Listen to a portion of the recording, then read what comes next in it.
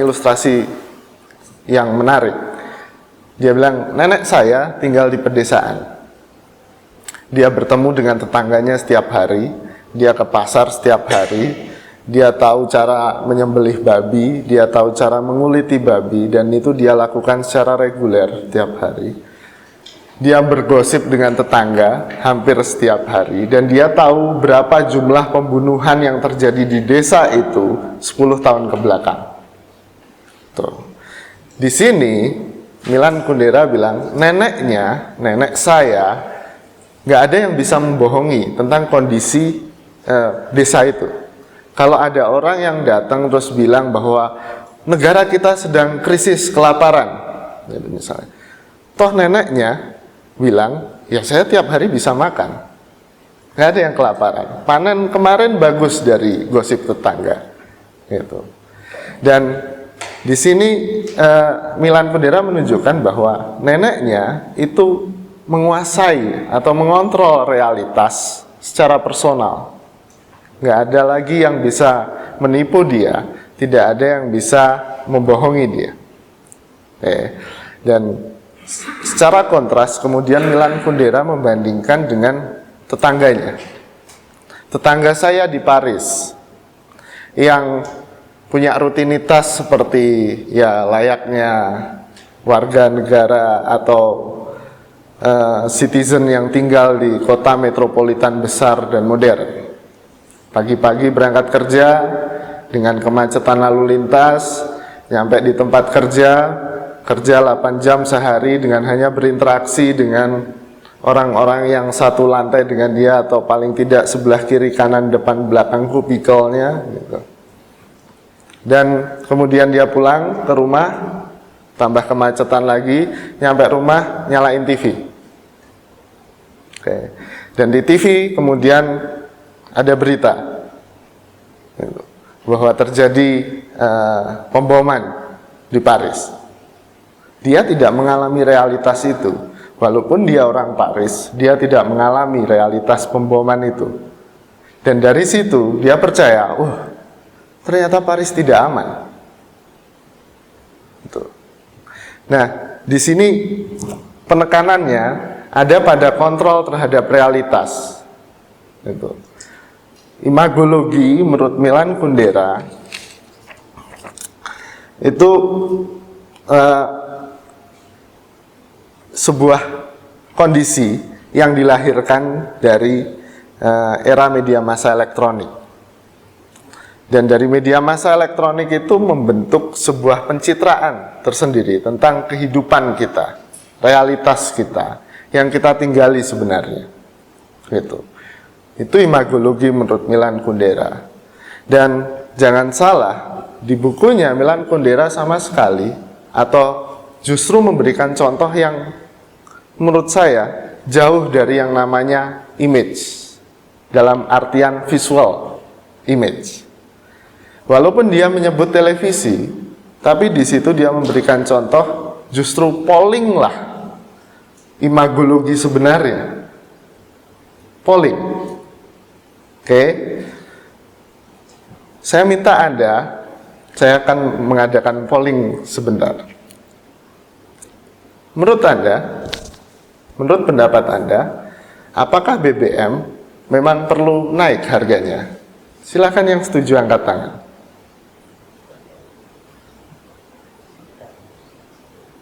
Nggak ada yang setuju. Siapa yang netral? Tidak tahu? Tidak tahu. 1, 2, 3, 4. Yang lainnya saya anggap setuju. Dari sini kan, saya anggap tidak setuju. Dari polling ini kelihatan bahwa realitasnya masyarakat, saya bisa klaim dong, masyarakat paling enggak ITB Bandung gitu, ternyata tidak menyetujui kenaikan harga BBM. Lebih dari 60% masyarakat itu tidak menyetujui kenaikan harga BBM. Dan itu sudah jadi citra. Bagaimana kita membayangkan masyarakat Bandung dan pendapatnya tentang kenaikan harga BBM. Itu imagologi yang sebenarnya, kata Milan Kundera. Justru dari polling Gitu. Dan polling ini mesin demokrasi yang luar biasa di negara-negara maju. Di Indonesia pun presiden kita sudah sadar ini. Dia tiap bulan selalu research popularitas. Dan yang di research itu dia, SBY, istrinya, Ani Yudhoyono, anaknya, Ibas, gitu kan, tambah petinggi Partai Demokrat, Anas, dan kawan-kawan, untuk mempersiapkan 2014 siapa dari Demokrat yang bisa jadi calon presiden. Realitas. Polling akhirnya membentuk realitas. Contoh yang paling real lagi mungkin di Jakarta, sekarang mau ada pemilihan gubernur. Oke. Dan tiba-tiba banyak lembaga survei, baik itu yang profit oriented maupun tidak, melakukan polling. Oke. Dan ternyata yang popularitasnya paling tinggi siapa? Fauzi Bowo. Dan apakah menurut Anda hasil polling ini tidak akan merubah preferensi seseorang? Pasti kan? Pasti hasil polling ini akan merubah preferensi seseorang. Saya pernah tanya waktu kuliah di mahasiswa-mahasiswa saya tanya tentang pemilu dan saya tanya siapa yang nggak milih kemarin. Hanya 2 orang yang nggak milih. Siapa yang memilih? Banyak. Gitu. Berdasarkan apa pilihan Anda? Mereka ngakunya orang tua. Oke, karena orang tua bilang saya harus milih ini. Lalu kemudian saya tanya, Anda milih apa? Dan kebanyakan milih SBY di pemilu presiden itu. Ketika saya tanya, kenapa Anda memilih SBY? Karena ya kalau milih Megawati udah ketahuan kalah loh. Dari mana Anda tahu dia bakal kalah? Orang pemilunya aja belum. Polling. Jadi Milan Kundera menegaskan bahwa polling opini publik ini adalah instrumen penting dari kuasa imagologis. Gitu. Jadi karena dengan polling memungkinkan imagologi hidup berdampingan dengan realitas masyarakat. Gitu. Dengan polling ini. Jadi instrumen kuasa yang paling penting dari imagologi justru bukan visual, tapi polling. Walaupun hasil polling tentu saja bisa divisualisasikan. Gitu. Oke. Dan yang paling menarik, temuan polling itu merupakan kebenaran tertinggi sekarang. Oke, kebenaran tertinggi. Dan ini kebenaran tertinggi yang paling demokratis dari yang pernah ada. Kalau mau labelnya ditambah. Gitu.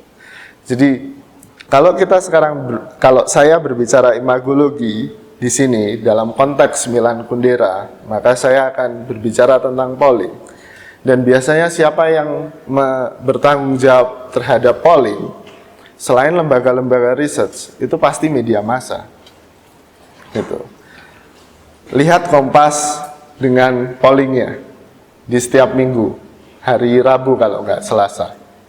Gitu. Mereka bersedia investasi besar untuk polling. Gitu. Dan pollingnya itu menjadi amunisi dari realitas yang dia angkat di Kompas sebagai berita. Gitu. Oke. Jadi seakan-akan harmoni. Beritanya begini, hasil pollingnya cocok. Oh iya, benar dong. Gitu. Oke. Ini instrumen yang paling penting. Sayangnya parlemen kita tidak menggunakan polling sebagai instrumen yang penting dalam pembicaraan kebijakan. Jadi kita nggak pernah tahu sebenarnya realitas di DPR seperti apa. Tapi kalau di negara maju, polling sangat penting.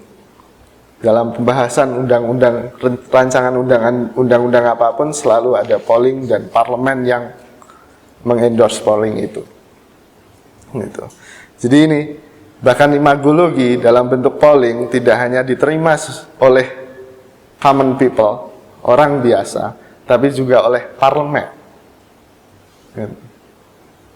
Bagaimana kekuatan imagologi ini? Nah, ini dari Milan Kundera, dan ya di situ ada polling, dan jelas di situ ada media massa.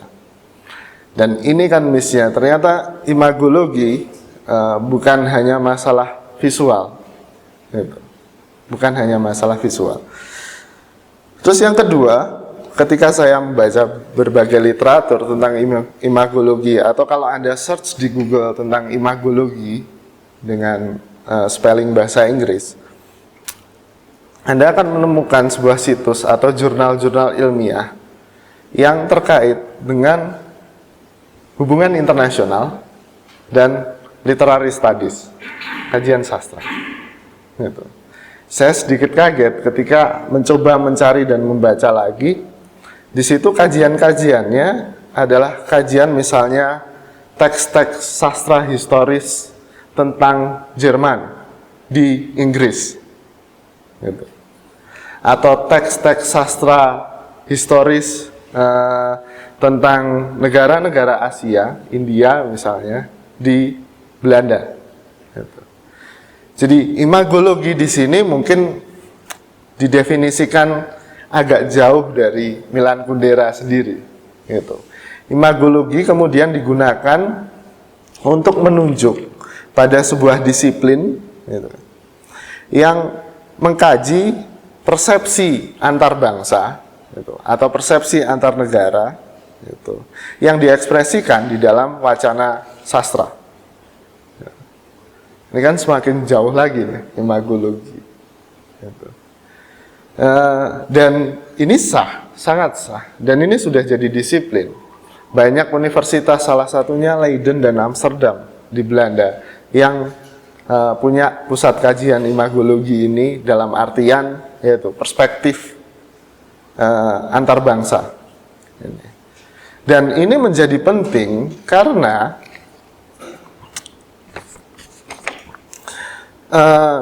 dalam dua disiplin ini, paling tidak di hubungan internasional dan kritik sastra atau perbandingan sastra, ini menjadi penting karena kalau kita lihat yang menuntun semua aktivitas hubungan internasional, terutama yang lebih lebih hard gitu, lebih keras, dan bahkan tentang sastra, identitas sastra Indonesia gitu kan, misalnya, itu dituntun oleh sikap, stereotip, dan prasangka tentang orang lain, gitu.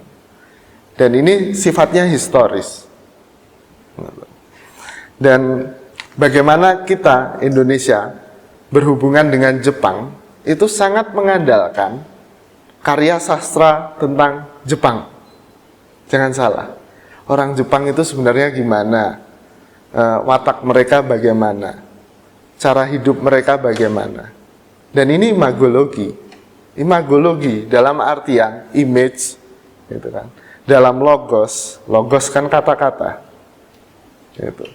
Image dalam logos, gitu, yang dipercayai sebagai sebuah realitas yang mewakili sebuah bangsa tertentu. Oke. Jadi hampir semena-mena dan memang sangat jauh dari yang visual, justru. Gitu. Ini saya akan melakukan genealogi terhadap konsep imagologi dulu. Paling tidak dua itu yang dominan, gitu. Oke, paling tidak dua itu yang dominan. Nah, imagologi sendiri kemudian banyak dipakai di kajian budaya. Ketika muncul buku Imagologis Media Filosofi tahun 93, karangan Taylor dan Saarinen, gitu. Mereka mengklaimnya this is non-book, jadi ini bukan buku, gitu. Karena walaupun dicetak dalam bentuk buku kertas dan dijilid 350 sekian halaman, gitu, isinya itu seperti aplikasi dekonstruksi dari Derrida. gitu. Jadi mereka membuat layout yang aneh, teks yang saling bertumpang tindih gitu kan. Dan jangan salah, mereka menggunakan beberapa teknologi dari hypertext seperti ASCII text itu pada tahun 93 gitu, pada tahun 93. Di sini Taylor dan Saarinen itu tidak secara eksplisit mendefinisikan imagologi itu apa gitu. Gak eksplisit, walaupun judul bukunya imagologis, karena dia bilang ini bukan buku gitu, jangan berharap ada definisi, pembaca bisa nyampe di halaman berapa saja dan melompat ke halaman berapapun gitu. Itu terserah pembaca. Ini seperti hypertext gitu. Seperti Anda browsing di Google gitu kan. Dari satu web ke web lain, dari satu blog ke blog lain gitu. Dari satu page forum ke page forum yang lain gitu. Dan kalau di sini penekanan Taylor dan Saarinen lebih kepada perkembangan teknologi komunikasi dan informasi. Gitu. Jadi dia menunjukkan ada satu quote-nya yang menarik. Where would Socrates hold his dialogue today? In the media and on the net. Gitu. Dan intelektual yang berkomitmen pasti akan tersambung ke internet hari ini. Dia bilang gitu. Karena apa? Perbincangan dan pembentukan citra sekarang ada di jaringan teknologi ini. Teks berubah menjadi hypertext. Teks tidak lagi di-print, dibaca dalam disiplin akademis yang ketat, diinterpretasikan dalam disiplin akademis yang ketat. Kalau Anda salah interpretasi, Anda dapat D, enggak. Gitu. Di sini teks bersebaran, citra bersebaran, gitu. Dan interpretasi bebas dilakukan. Gitu. Dan ini sebenarnya kondisi yang sudah digambarkan oleh Baudier tentang simulacra dan simulation culture, kan? Bahwa yang terjadi simulasi-simulasi, teks-teks yang menipu atau teks-teks yang tidak ada realitasnya, tidak sama sekali mereferkan pada realitas atau merujuk pada realitas. Jadi ketika ada perkembangan teknologi komunikasi, tentu saja kemudian terbentuk budaya simulasi atau budaya postmodern. Dan kemudian salah satu ciri khas lagi yang ditawarkan oleh Taylor dan Saarinen dalam bukunya Imagologis, imagologi akan sangat terkait dengan kecepatan dan percepatan. Anda mungkin pernah melihat data bagaimana berapa ribu tweet per detik di Indonesia. Siapa yang mau baca itu? Itu kan sangat cepat. Gitu. Perbincangan tentang demonstrasi mahasiswa di hari rapat paripurna itu jumlah tweetnya sangat luar biasa dan sangat cepat. Gitu. Bahkan kadang-kadang di timeline kita, di lini masa kita nggak sempat lagi berpikir atau mencerna informasi apa yang ada di Twitter. Gitu. Oke, ini masalah cepet-cepetan. Gitu. Dan logika ini pun diadopsi oleh industri media massa. Gitu.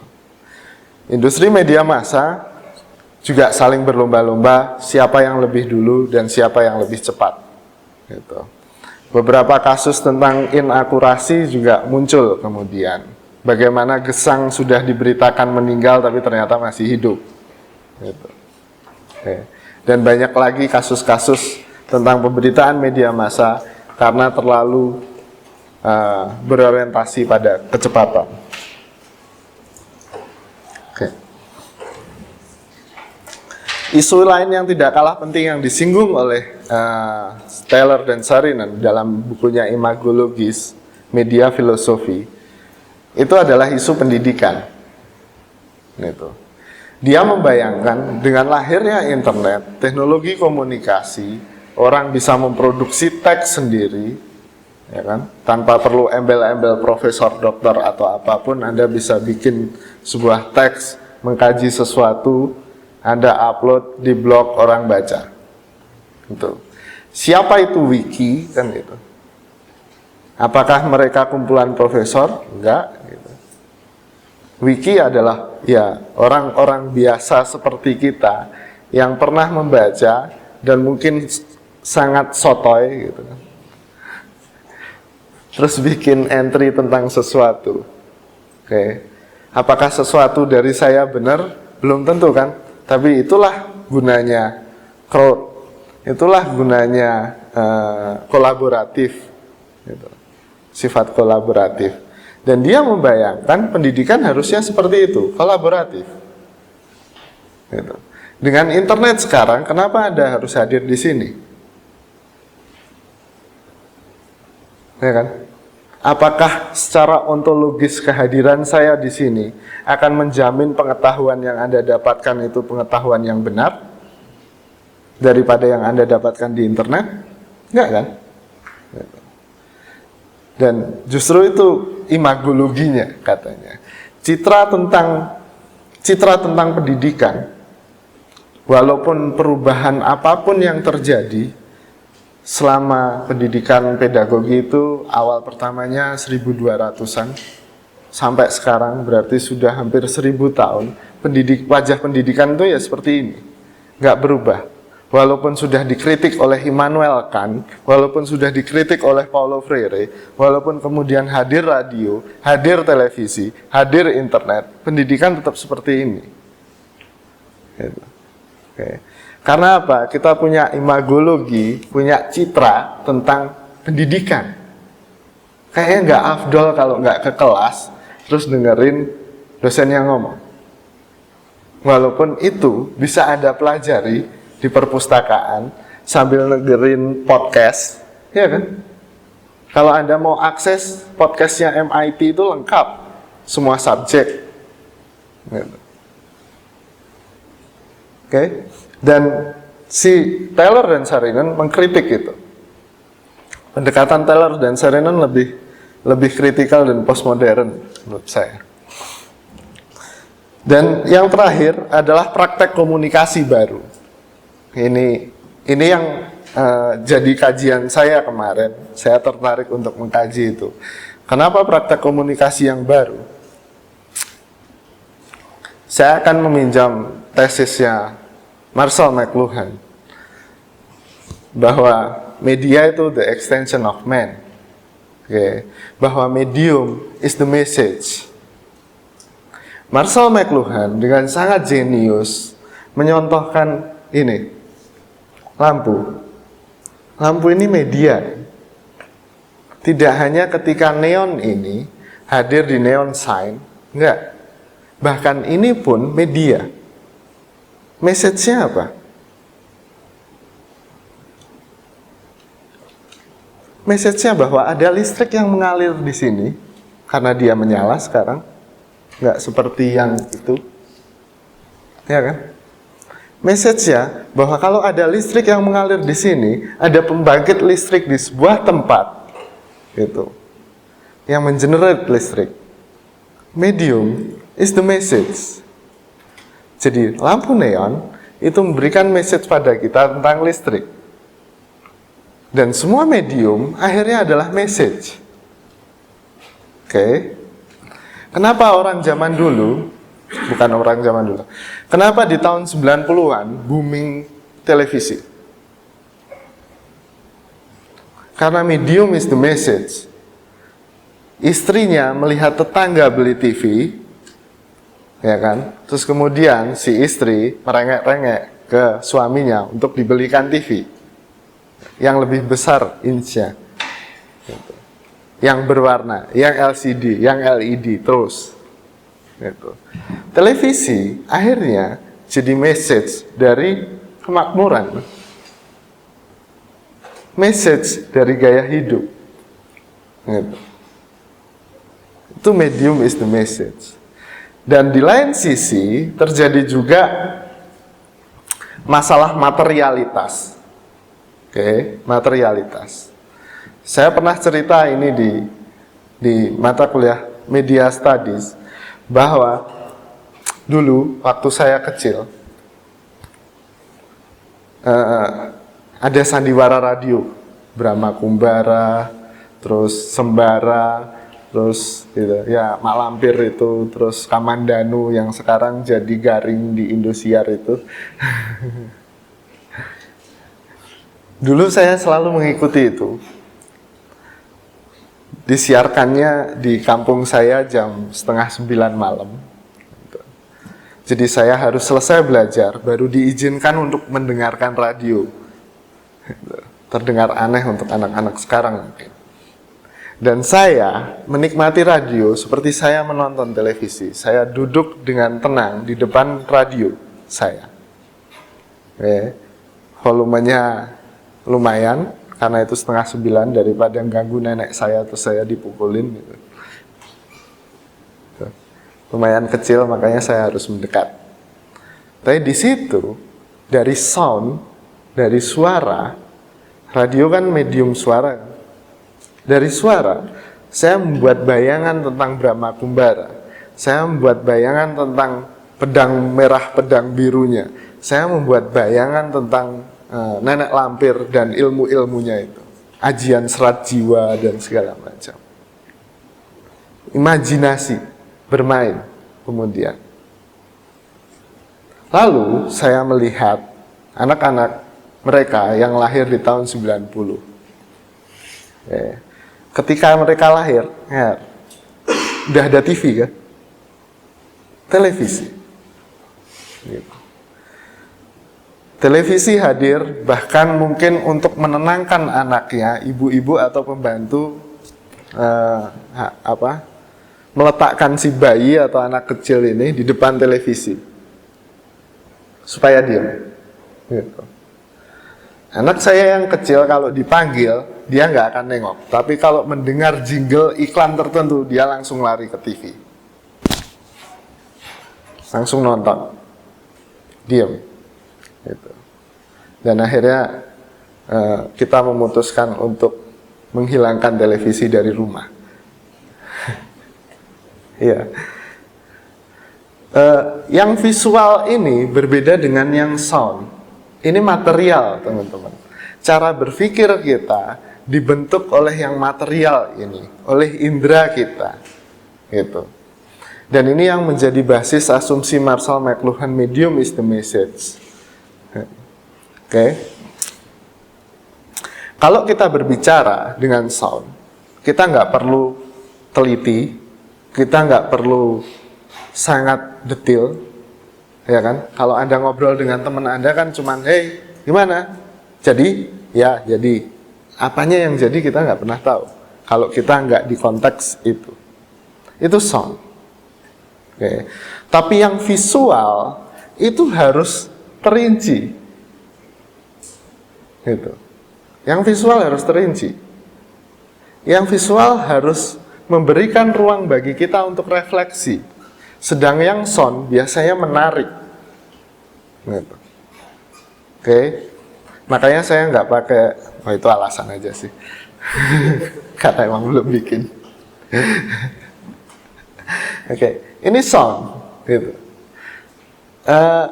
Dan kita, masyarakat Indonesia, itu culture-nya, budayanya, itu sangat dalam pada yang namanya kelisanan atau sound-based communication. Ya kan? Kelisanan atau oral-based, orality istilahnya. Dari suara. Gitu. Indonesia itu, kulturnya memang gitu. Kalau nggak percaya, ayo kita ke warung kopi. Ya kan? Pesan kopinya 3.000, satu gelas, bisa di situ 4 jam.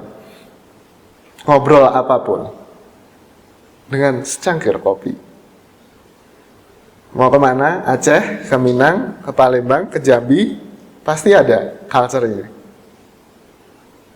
Oke, warung kopi. Itu buktinya. Dan tiba-tiba, ya nggak tiba-tiba juga sih.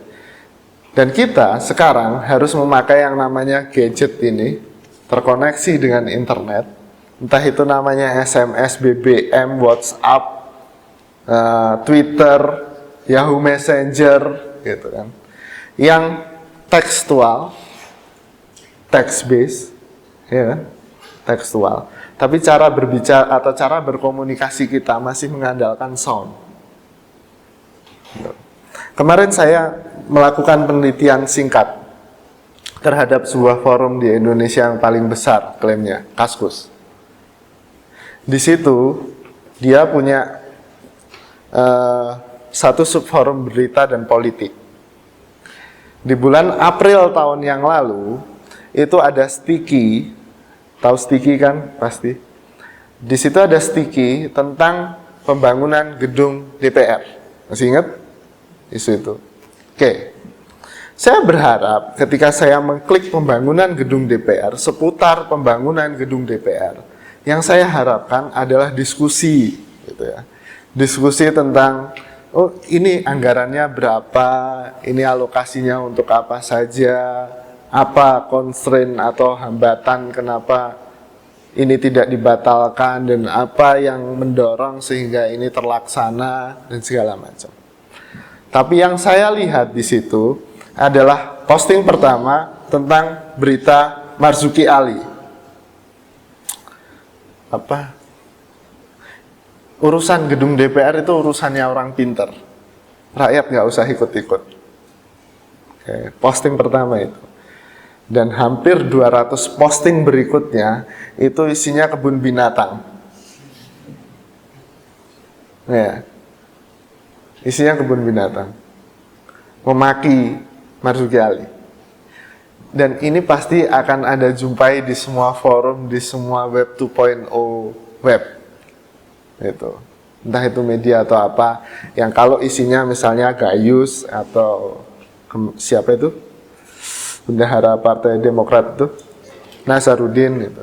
Isinya pasti makian. Gitu. Oke. Di situ kan kelihatan, saya agak terburu-buru menyimpulkan, benar gitu. Tapi dari kajian orality saya bilang bahwa di forum perbincangan di Indonesia, apalagi ya perbincangan politik terutama karena fokus saya ke situ. Di perbincangan politik di forum online Indonesia, yang lahir bukan kok diskusi sehat dan rasional, gitu. Yang lahir justru flaming, ya kan, saling manas-manasin, maki-maki, gitu kan.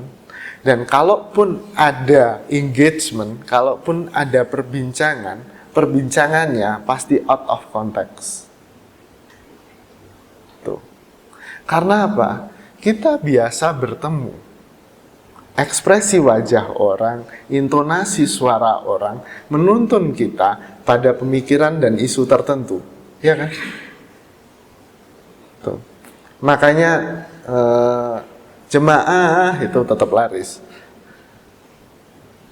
Suara. Oke. Tapi di lain sisi, saya juga melihat sebuah fenomena. Boy band and girl band. K-pop. Oke. Kita punya Seven Icon, kita punya Cherry Bell, kita punya Smash. Oke.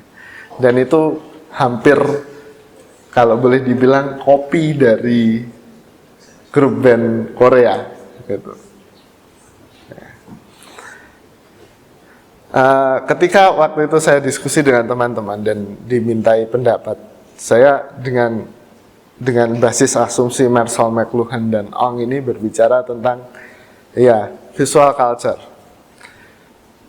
Trennya sekarang yang namanya mata kita itu lebih banyak dipakai daripada indera yang lain. Ya kan? Hampir semua informasi itu didominasi oleh informasi yang kita akses melalui mata atau visual. Dan berarti taste kita bergeser. Makanya yang sering foto sebelum makan, bukan berdoa sebelum, yang sering foto sebelum makan, itu juga memindahkan taste dari lidah ke mata, ya kan? Jadi ini cara berpikir, ini materialitas. Gitu. Kalau informasi itu lebih banyak ke mata, ya akhirnya kita akan lebih menyadarkan taste kita, selera kita berdasarkan informasi visual, ya. Sangat logis, sangat material. Gitu. Walaupun yang saya dengar ketika mendengarkan Smash atau Cherry Bell bernyanyi tanpa lip sync itu, waduh, falesnya luar biasa. Tanya-tanya fans mereka yang lahir setelah televisi ada, itu sangat histeria, ya kan? Menunjukkan bahwa mereka sangat suka dan selera mereka adalah itu. Dan yang namanya selera kan, kalau kata Bourdieu kan juga bentukan, ya kan? Dan hipotesis saya, selera itu akhirnya juga bentukan dari informasi indera yang kita pakai untuk menangkap informasinya. Dulu kita pakai radio, secantik apapun penyanyinya, seganteng apapun penyanyinya, sebagus apapun koreografinya, yang penting suaranya bagus. Ya enggak? Terus tiba-tiba kita punya televisi. Kalau suaranya bagus, ya kan, nadanya enak, gitu. Tapi kucel, acak-acakan, gitu. Nggak modis, terus nggak ada aksi panggung, cuman diem gini aja. Pasti nggak akan disukai oleh visual culture society. Oke. Jadi di sini saya membuat hubungan antara imagologis yang dijelaskan oleh Taylor dan Sherman dengan asumsinya Marshall McLuhan dan Walter J. Ong tentang the extension of man, tentang indera kita. Gitu. Imagologi akhirnya menurut saya akan sangat dipengaruhi oleh indera apa yang dominan yang kita gunakan untuk menangkap informasi. Kenapa Kundera tahun 90 ngasih contohnya adalah polling di TV? Kenapa bukan news, gitu kan? Kenapa bukan news? Karena ya tahun 90, walaupun di Prancis orang masih gak terlalu visually dominated, itu 90-an awal, 91. Kenapa di kajian HI, hubungan internasional, itu penting literary criticism atau literary komparatif, sastra itu penting.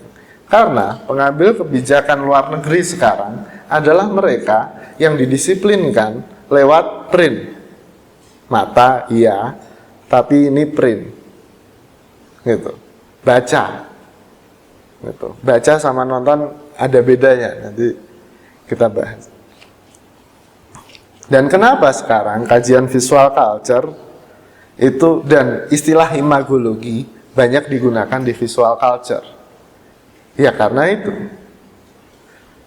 Kita sudah berubah atau bergeser menjadi masyarakat informasi based on visual. Gitu. Bagaimana kita bisa membaca, ini logikanya kecepatan kan teman-teman.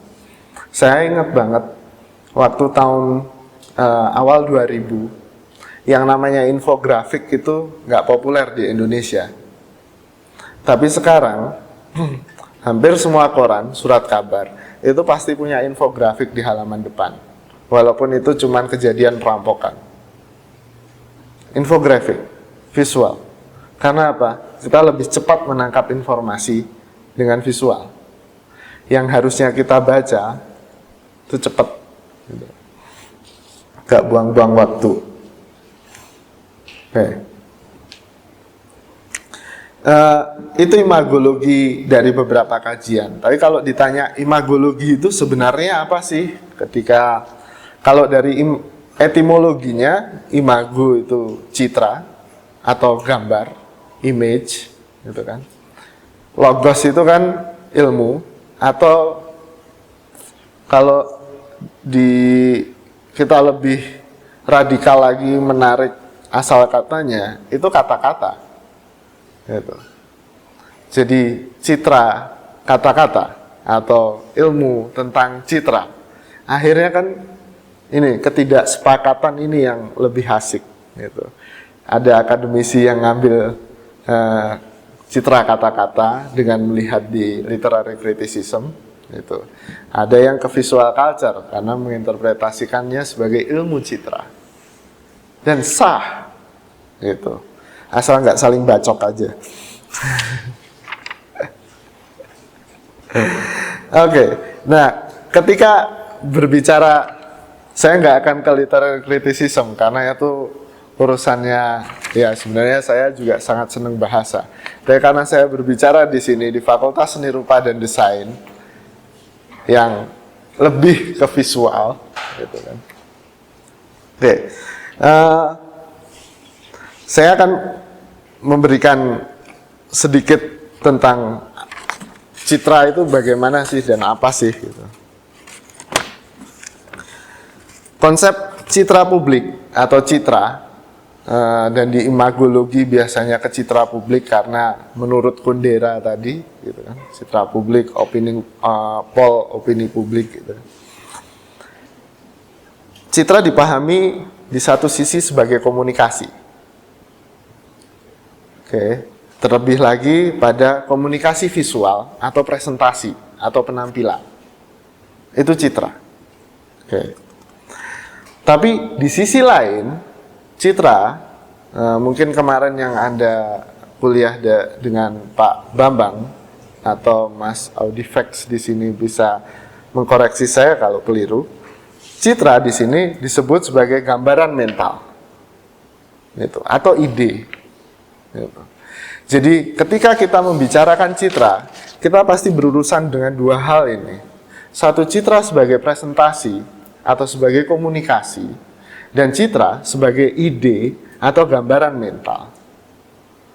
Dan imagologi membahas itu semua. Gitu. Kalau citra sebagai komunikasi, kita akan berurusan dengan cara pembuatan citra. Oke, kita akan berbicara tentang strategi komunikasi. Kita akan berbicara desain komunikasi visual. Gitu. Dan itu part of imagologi. Gitu. Kata Milan Kundera juga,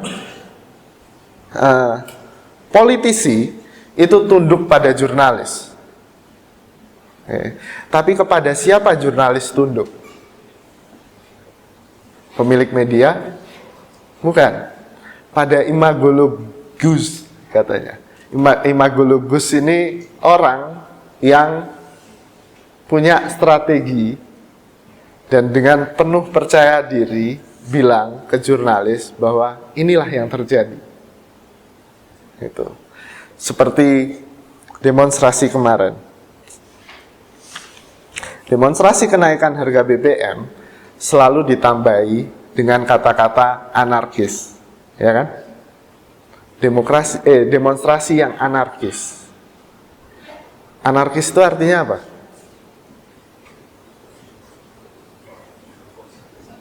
Merusak,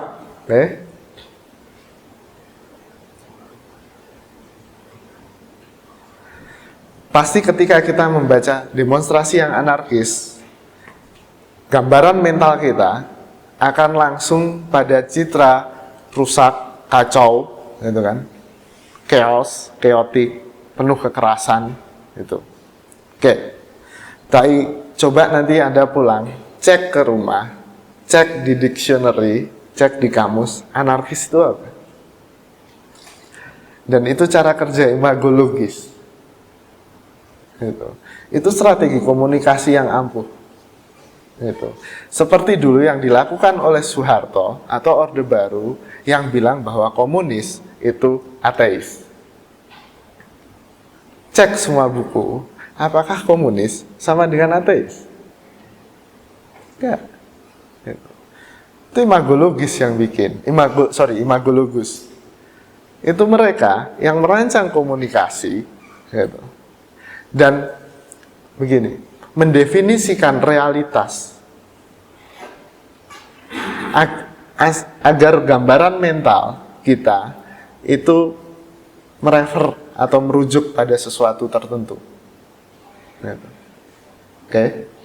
Jadi di sini semuanya menjadi tidak netral. Gitu. Gak ada realitas yang netral di tangan imagologus, di tangan imagologi. Gitu. Nah, di sisi lain citra dalam artian konsep mental. Di sini kajian-kajiannya lebih kajian-kajian kritis, seperti yang dilakukan Milan Kundera tadi. Imagologi dalam pengertian konsep mental berarti kita mempertanyakan, itu benar nggak ini? Apakah realitasnya memang begini? Gitu. Seperti yang saya lakukan ketika membaca berita, terus kok anarkis sih demonstrasi? Gitu. Atau kelompok Islam radikal. Apakah radikal itu sama dengan kekerasan? Itu. Dan banyak lagi cara penyampaian yang sebenarnya menjebak kita, gitu, supaya membayangkan realitas seperti yang mereka bayangkan. Gitu. Oke, mungkin terakhir, daripada lama-lama ceramah, saya pengennya diskusi dan udah haus juga. Di sini si Taylor dan Saarinen di bukunya Imagologis Media Filosofi mengatakan yang kita butuhkan sekarang adalah orang-orang atau imagologis istilahnya dia yang membuat space, membuat ruang, gitu. Ruang apa sih? Ruang yang memungkinkan orang lain untuk menginterpretasi, menulis, dan membuat image-nya sendiri. Gitu. Ruang yang memberikan orang siap untuk berefleksi, gitu. Jadi istilahnya delay, pause, itu menunda, gitu kan. Orang-orang yang menunda itu, gitu. Dengan tidak membiarkan gelombang ini terus-menerus, tapi ditahan dulu sedikit. Oke. Ini yang kita butuhkan dari intelektual, kata mereka. Jadi ketika ada polling, ketika ada public opinion, ketika kita sadar itu ada engineering citra atau image, kita harus mempertanyakan itu, membuat orang lain juga ikut mempertanyakan itu. Dan harus ada yang mempertanyakan ini. Paling tidak itu yang diharapkan. Mungkin ini terakhir dari saya menunggu diskusi yang lebih hangat. Terima kasih.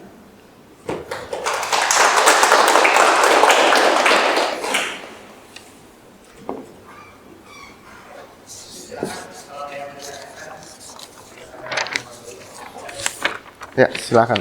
Saya ambil pulpen dulu. Oke, thank you.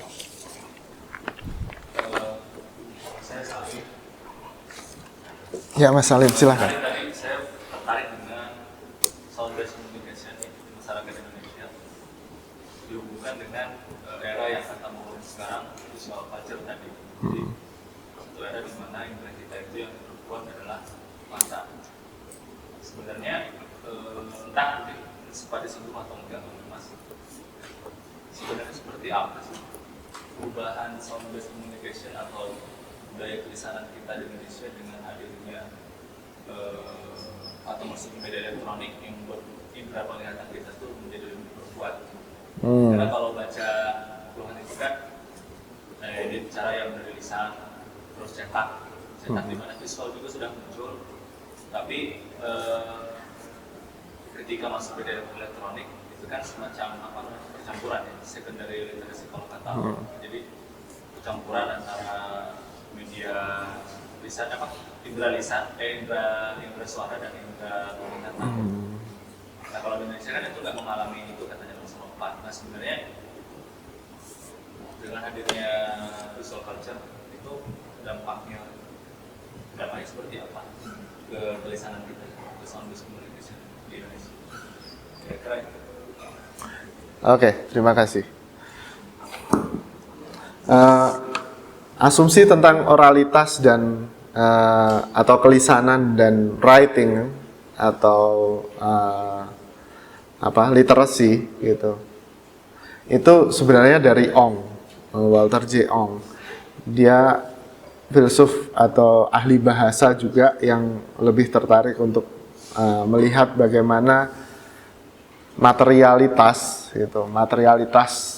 komunikasi kita itu berpengaruh pada budaya secara lebih besar.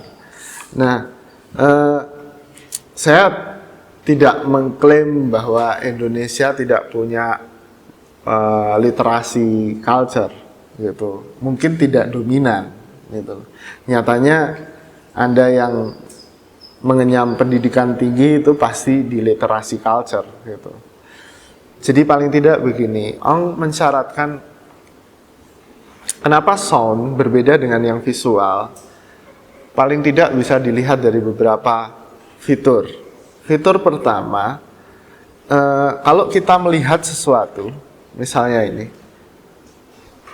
oke, Anda lihat penghapus ini, Anda sadar akan jarak Anda dan penghapus ini? Sadar? Dan Anda sadar bahwa Anda bukan penghapus ini? Dan Anda mulai berpikir, apa itu penghapus? Ya kan?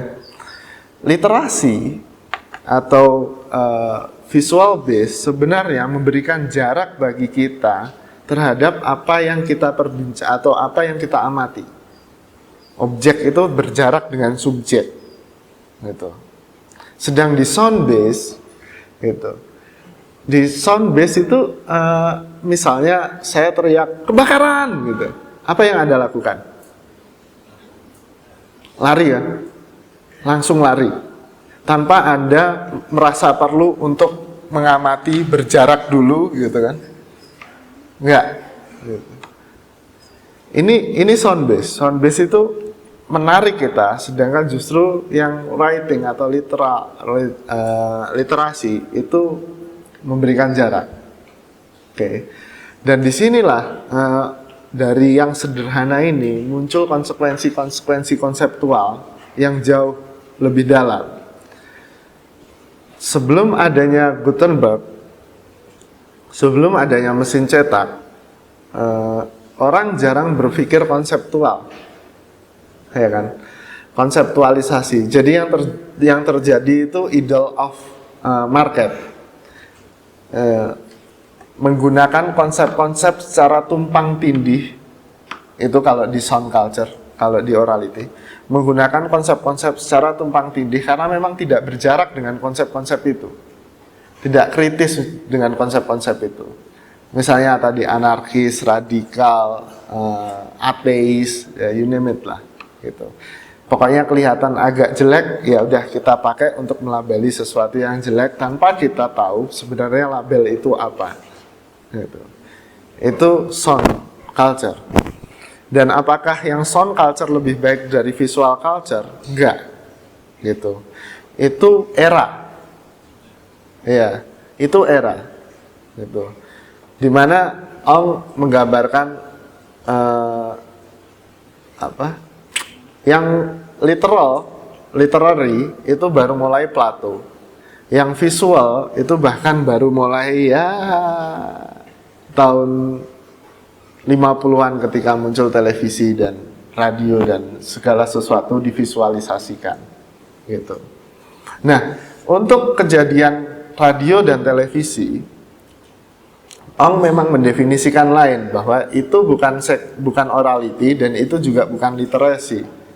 Ini secondary orality katanya. Kenapa justru secondary orality atau kelisanan sekunder? Karena televisi dan radio sebenarnya masih menggunakan teknologi suara. Gitu. Walaupun dia pakai skrip yang ditulis, ya kan? Semuanya direncanakan kan itu, pakai skrip. Yang nulis skrip harus berpikir dulu secara konseptual, harus menjarakkan dulu gitu. Terus kemudian skripnya dimainkan, itu jadi song gitu. Dan itu kata Ong punya efek yang sama dengan orality culture, dengan sound yang pertama. Sound yang pertama itu merekatkan community gitu. Jadi semakin sering Anda bergosip itu ada fungsinya. Bergosip itu community bond. Semakin Anda tidak bergosip, semakin Anda disisihkan dan menjadi objek gosip, ya kan? Ya kan? Karena ini sound based. Dengan sound kita merasa akrab gitu.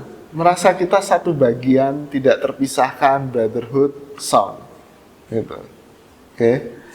Nah, ketika ini ada di televisi, itu yang dinamakan oleh Marshall McLuhan Global Village. Gitu.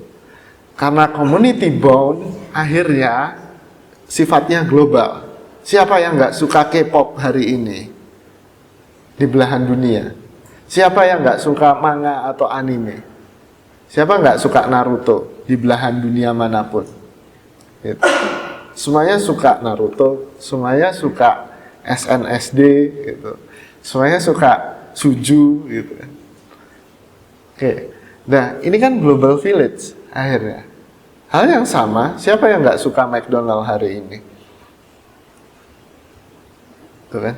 Itu secondary orality. Karena walaupun teknologi yang digunakan visual, efeknya efek oral. Gitu.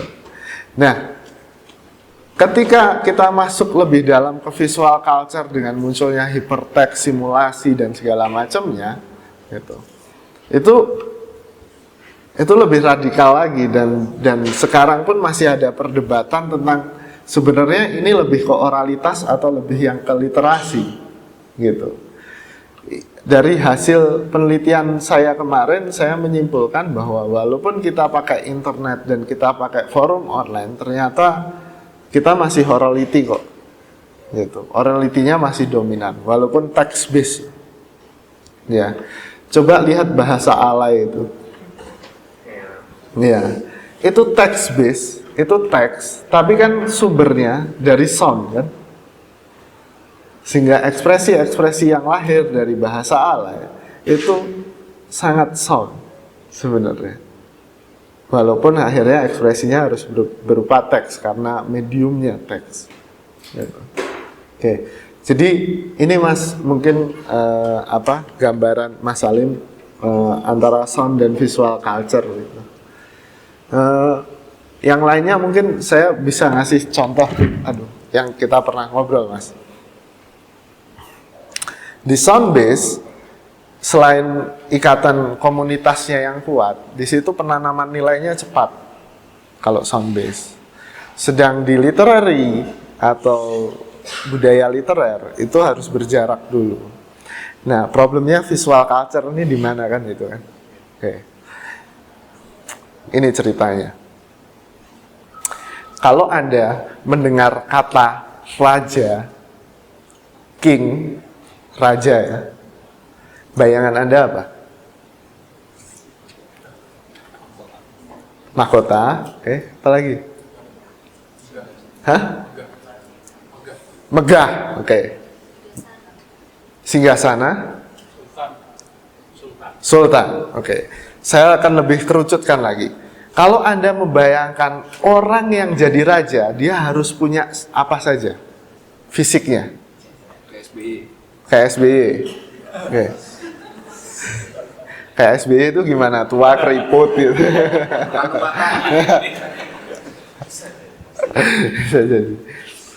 Tapi ini kan, kita sebenarnya punya konsep mental, citra mental, yang itu turun hasil dari orality culture, yang secara tidak sengaja diwariskan oleh generasi sebelum kita ke kita dalam bentuk dongeng-dongeng, gitu. Dongengnya kan selalu begini, raja itu gagah perkasa, ya kan, tegas berwibawa, ya kan, ganteng, istrinya banyak, ya nggak? Tuh, itu raja. Oke. Jadi ketika pemilu kemarin, saya bisa taruhan sama teman saya, ayo taruhan, Yusuf kalah pasti kalah, aku bilang gitu. Karena apa? Image kita tentang raja itu mempengaruhi preferensi kita memilih. Itu sebabnya SBY menang. Iya, SBY sangat pintar mengelola citranya, betul. Dia tahu betul kalau berbicara harus berwibawa, saudara-saudara. Ya kan? Kan galau. Iya, galau itu kontennya nggak penting. Yang penting kan impressionnya dulu kan gitu. First impression management. Tapi coba lihat Yusuf Kala ketika ngomong. Ya kan? Nggak ada wibawanya kan?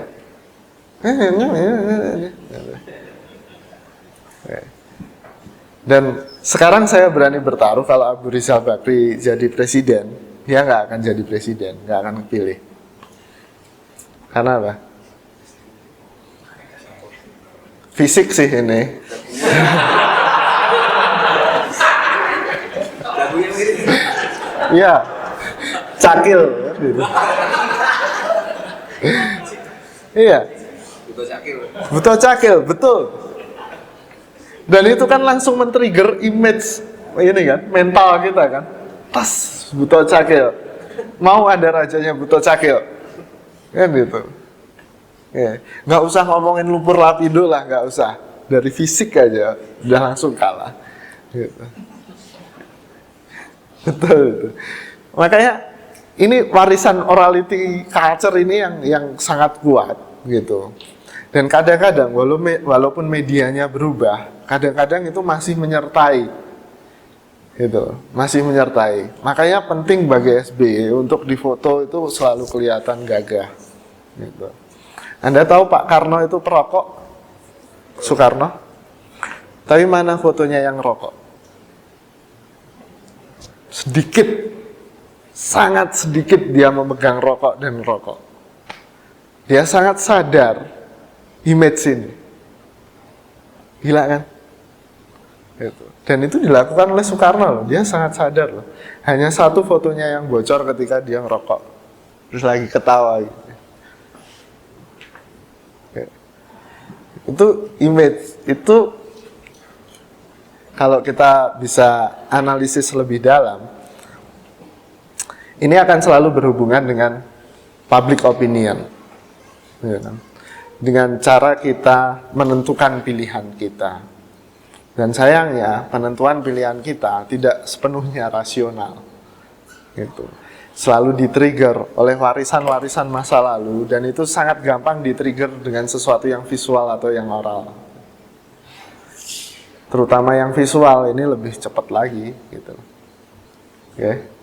Kenapa juga Charlie Chaplin pakai kumis di sini?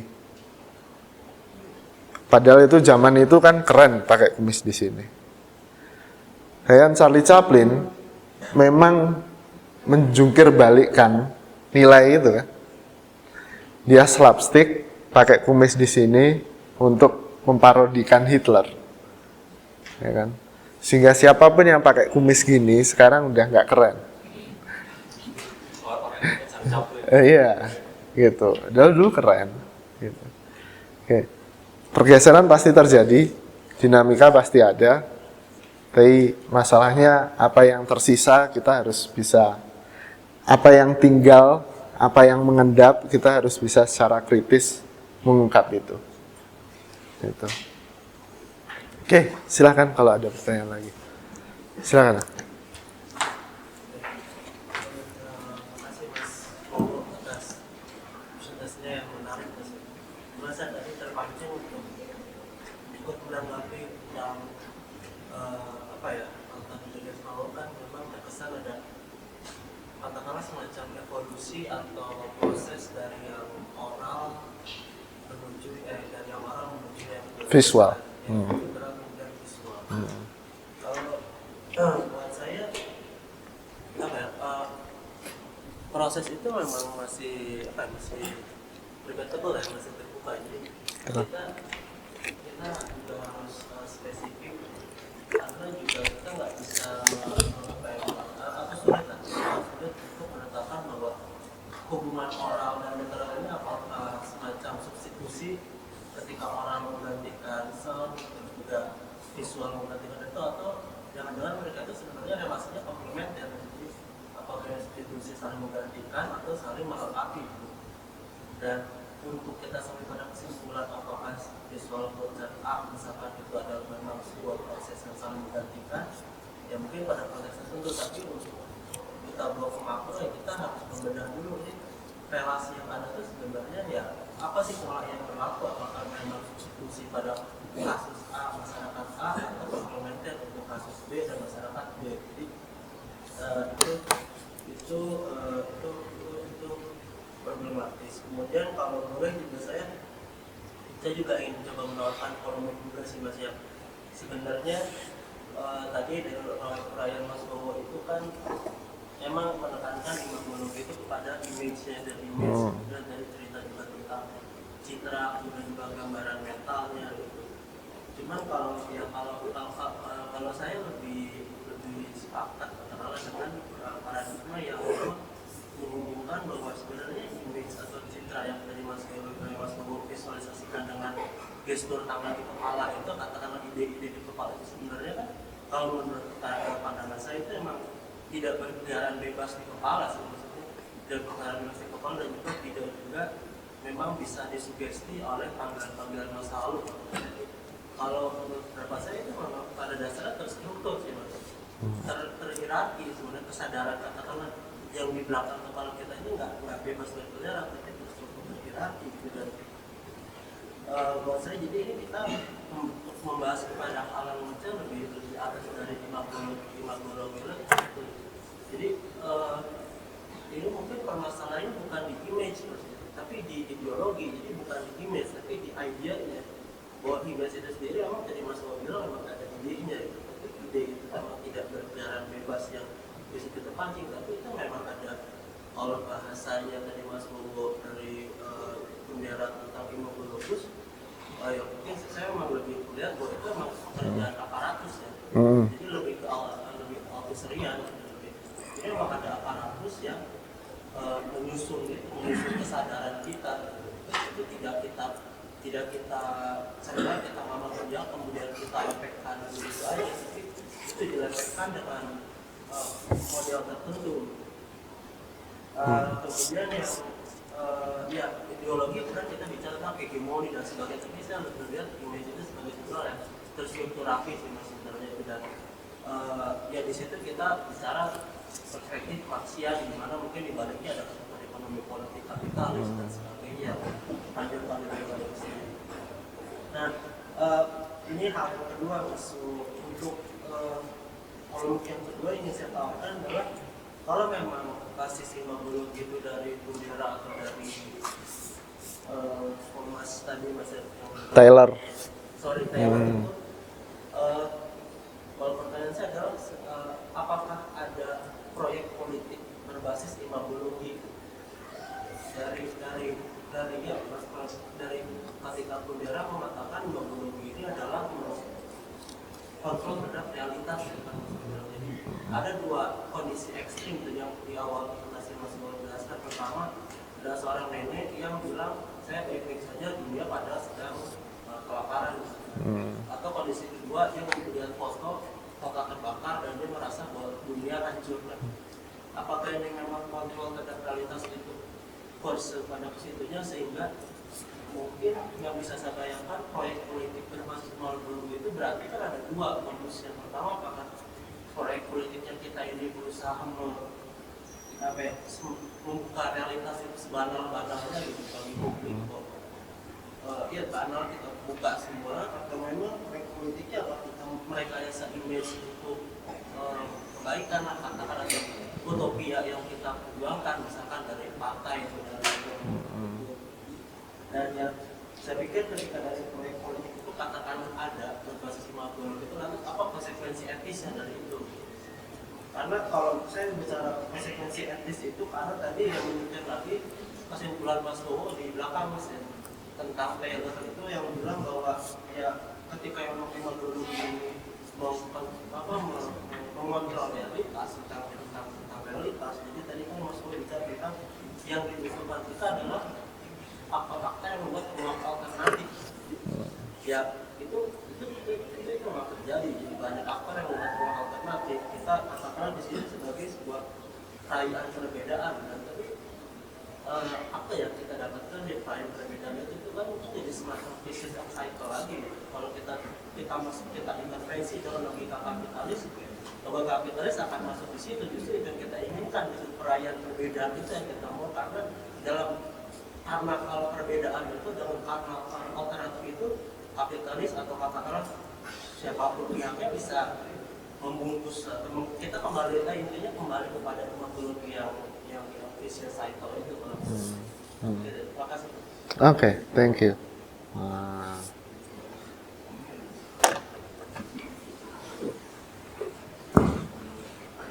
Saya akan coba jawab karena hari ini saya jadi aparat kebenaran.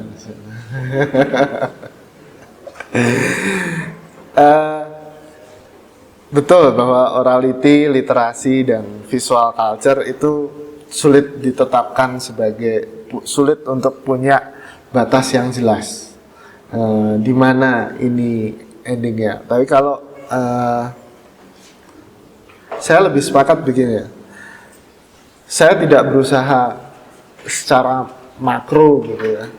Memang kan saya bilang itu tadi hipotesis dan hasil riset saya gitu, yang sangat terbatas skupnya gitu. Kalau saya salah kemudian menarik generalisasi terlalu berlebihan dan sangat hiperbolik, memang itu retorika saya dan imagologi saya kemudian. Tapi begini, saya ingin mengklarifikasi satu hal, bahwa yang namanya orality dan literasi itu tidak komplementer, dalam artian itu memang berganti, Mas. Walaupun gantinya nggak ekstrim gitu, ya kan? Itu memang berganti. Telah disepakati secara akademik memang ada masa itu.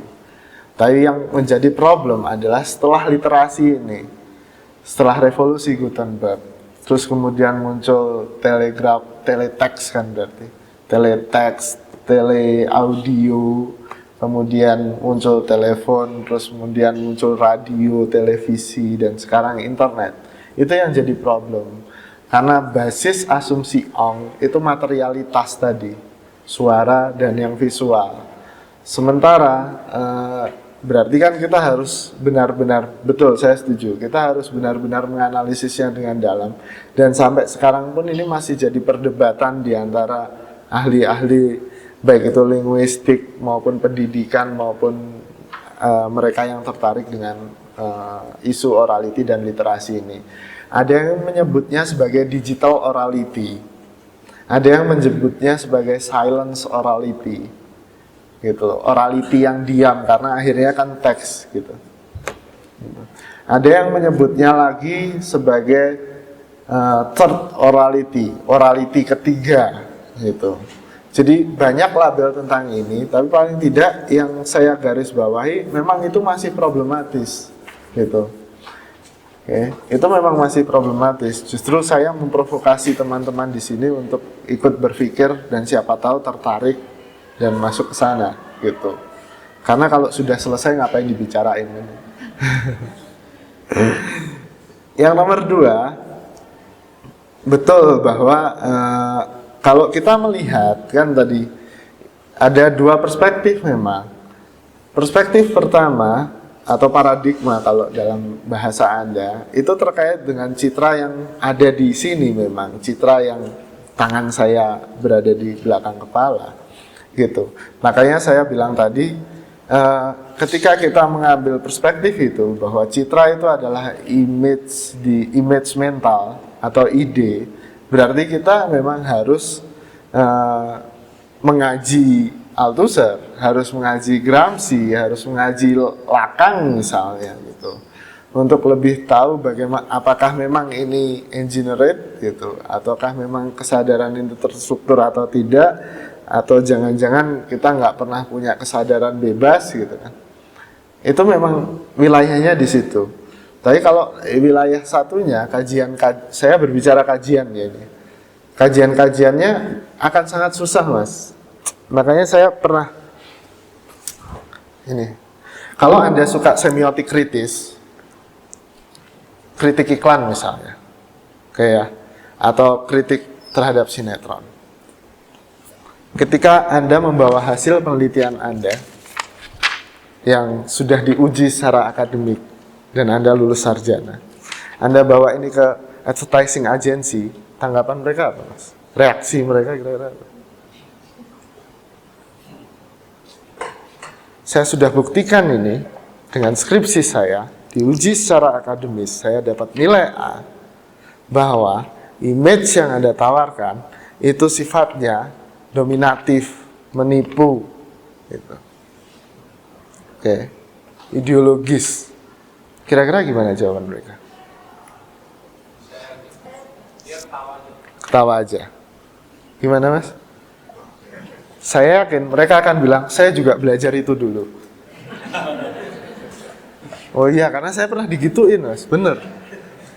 Saya pernah nyoba. Saya digituin. Apa gunanya kritik kalau gitu? Iya kan? Apa gunanya kritik kalau begitu? Toh kita udah susah-susah kritik kita nggak sampai, gitu loh.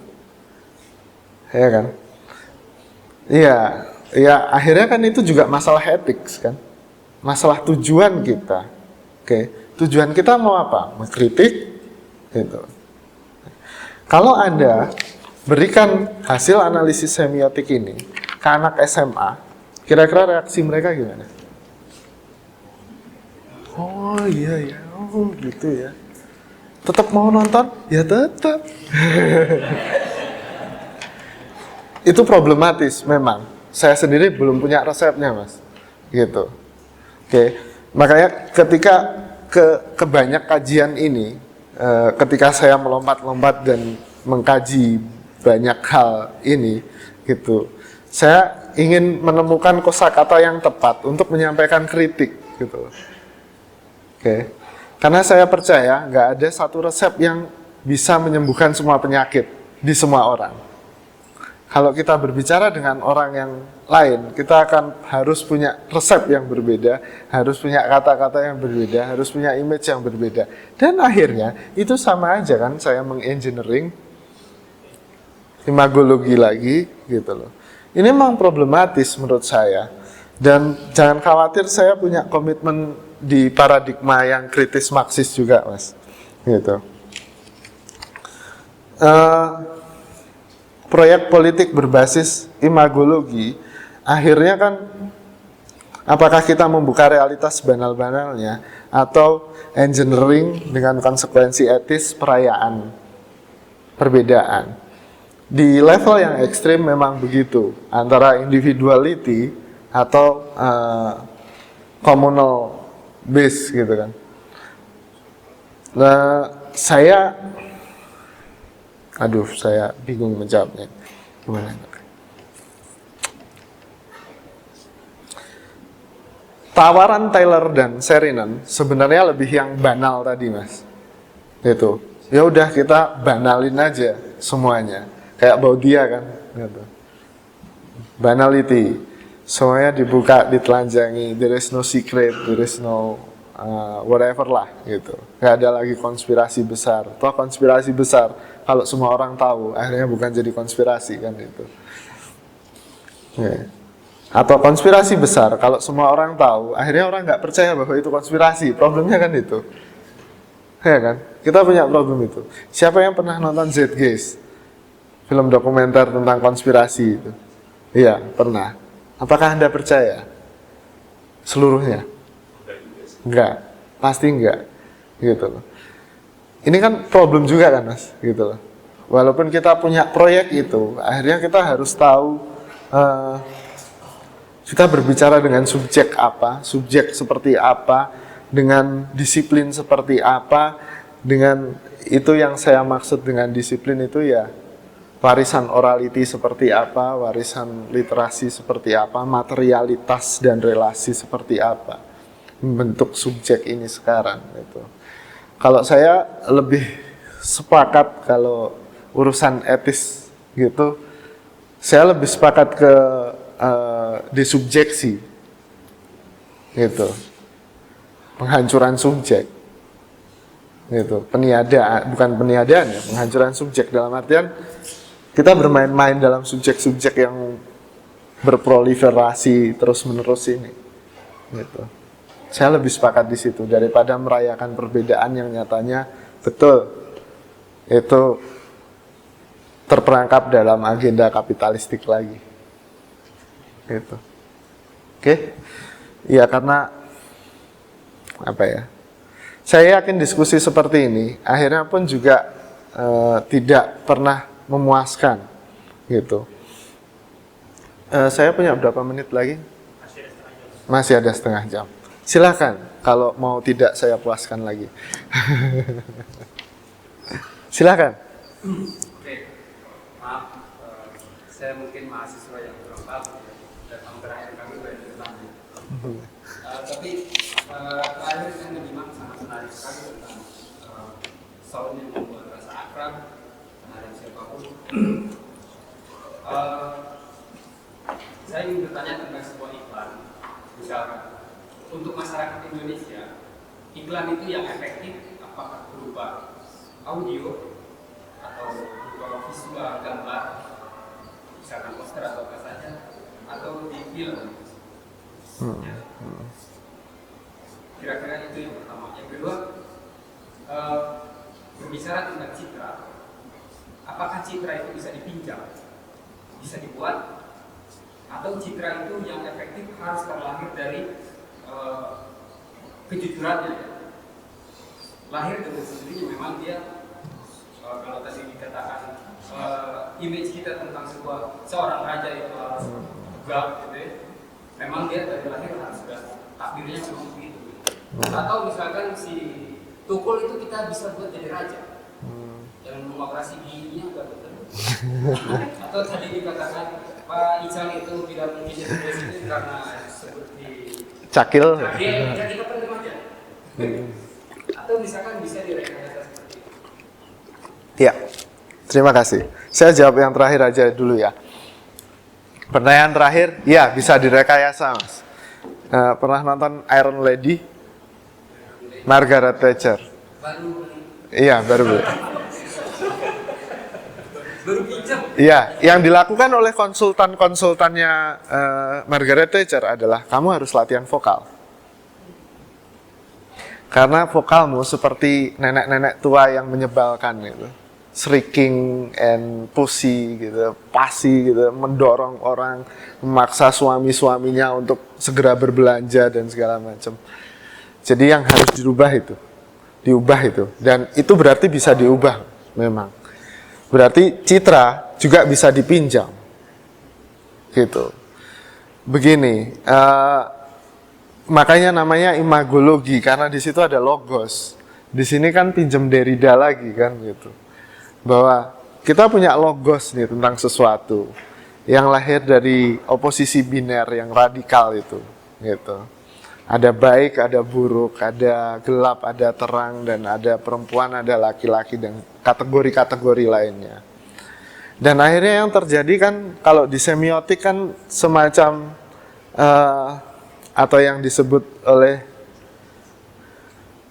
Nietzsche itu kan, the army of metaphor, gitu loh, the mobile army of metaphor. Ketika, saya bawa sesuatu yang baik, putih gitu misalnya. Putih kan selalu asosiasinya baik, kemudian di situ saya tambahkan asosiasi lagi. Berarti kan ini memang bisa dipinjam. Dan cara kerja imagologi kan seperti itu, asosiasi konsep mental. Gitu. Tidak harus dilahirkan, tidak harus. Berarti ya kita engineering aja setelah kita tahu logos orang kan. Gitu. Makanya research jadi penting. Gitu. Makanya Nielsen nggak pernah bangkrut, mas. Iya. Terus iklan untuk orang Indonesia. Nah ini menarik. Ini sangat menarik. Saya akan bilang tergantung segmen Anda. Oke, kalau segmen Anda ababil yang unyu-unyu itu.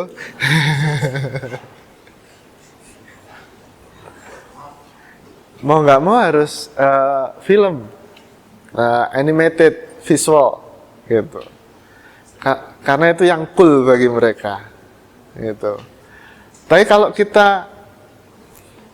saya pernah riset ke peternak ayam di daerah Jawa Barat. Kita pretest materi komunikasi, gitu. Pretest materi komunikasi. Yang satu poster, yang satu brosur, pamflet, gitu. Ketika ditanya pamflet nanti dibaca nggak Pak? Ya kalau dikasih dibaca. Emang gimana Pak bacanya? Ya dibaca gini aja deh. Nggak akan bisa yang tekstual, visual lebih bagus, lebih kuat radio, gitu. Dan itu tentu saja segmennya berbeda kan. Saya bilang itu peternak ayam di Jawa Barat, gitu. Karena saya sudah melakukan riset situ. Kalau peternak ayam di Jawa Tengah saya nggak tahu lagi, gitu. Oke. Dan ini berarti kan segmented dan memang sangat beragam, nggak punya teori yang general, begitu. Itu ya. Semoga saya tidak memuaskan Anda juga.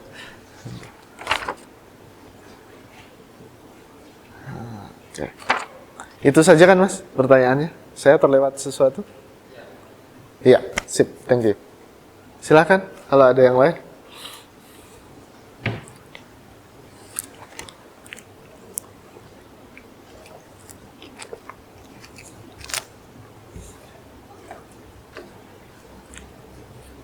Oke, kalau nggak ada yang lain, saya ingin menambahkan mungkin PR. Oh, ya silakan.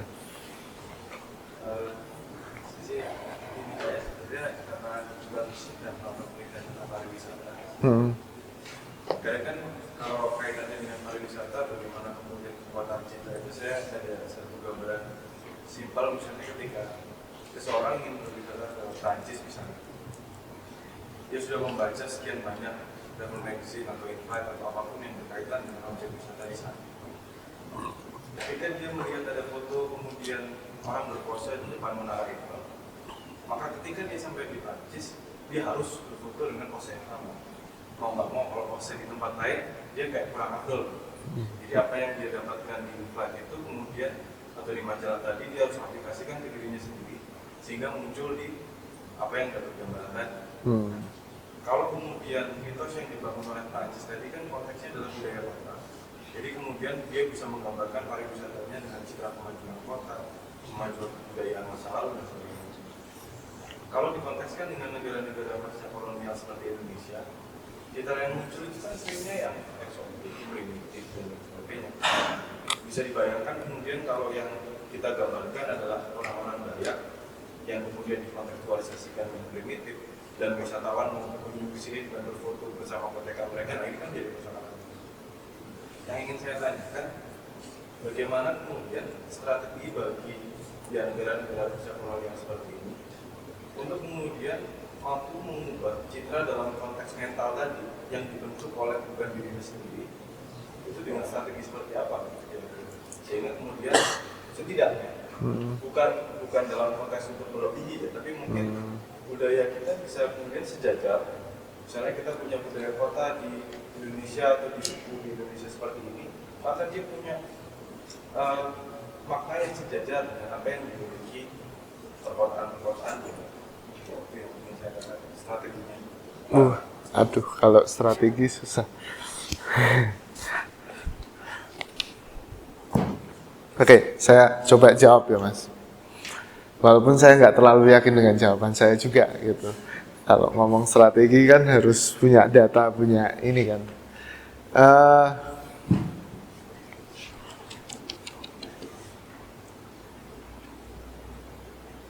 Satu, dalam pariwisata, yang penting kan diskurs di tourism itu kan menghasilkan sebuah knowledge, ya kan? Sebuah pengetahuan, atau kalau kita boleh semena-mena mencampur adukan konsep ini, sebuah image, sebuah citra tentang sebuah tujuan wisata. Kenapa Paris dan Prancis gitu? Kenapa Belanda dan windmolennya? Kenapa dan segala macam?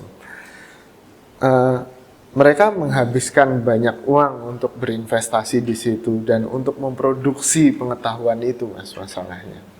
Gitu. Yang diproduksi itu pengetahuan dan experience orang. Karena yang tadi, yang realitas itu pasti lebih kuat daripada yang ideologis. Tapi ini ada yang lebih aneh, imagologi kan itu namanya. Dan memang kalau kita lihat travel magazine dan segala macam, itu imagologi semua kan akhirnya. Gitu. Begini, kalau Anda naik kereta dari Belgia ke Belanda, Anda akan tahu bahwa ini sudah di Belanda walaupun nggak ada sound system. Kan itu. Karena bata yang digunakan untuk rumah Belanda itu warnanya khas dan berbeda dengan bata yang digunakan untuk rumah di Belgia. Walaupun Anda naik kereta, Anda pasti tahu. Gitu. Dan itu bukan tanpa research. Dan itu bukan tanpa engineering. Gitu. Problemnya di Indonesia, ketika samping SMA 1 itu dibongkar, nggak ada yang komplain kan? Gitu. Padahal itu bangunan heritage, warisan kolonial, gitu kan. Dan kalau kita bisa berstrategi kan, saya nggak bilang bahwa Indonesia akan selamanya eksotis, nggak. Yang dicari oleh orang Belanda ke Indonesia adalah kenangan kolonial itu, Mas. Kalau kita mau jual ya kita harus tahu apa maunya pembeli kan gitu. Sayangnya mereka nggak pernah menemukan itu di Bandung dan mereka menemukan itu di Semarang. Jadi orang Belanda kalau ditawarin ke Bandung ya cukup sehari lah atau setengah hari, terus mereka akan langsung balik ke Jakarta atau flight ke Semarang. Itu, Mas. Kecuali mereka yang punya saudara di sini, lain persoalan.